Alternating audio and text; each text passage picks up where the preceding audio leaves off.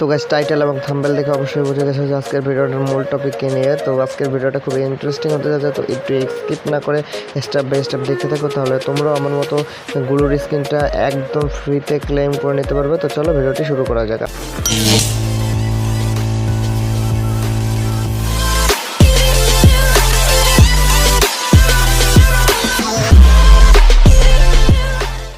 তো গাইস এটা নেওয়ার জন্য তোমাদের অবশ্যই ছোটোখাটো কয়েকটি মিশন কমপ্লিট করতে হবে। তো 6টা মিশন কমপ্লিট করার সাথে সাথে তোমরা কিন্তু গ্লু স্কিনটা ফ্রিতে পেয়ে যাবে। তো তোমরা কীভাবে পাবে, তো এর জন্য তোমরা কী করবে, তোমরা দেন মিশনের উপরে ক্লিক করে দেবে। তোমাদের অপশন আছে মিশনের উপরে ক্লিক করে দেবে।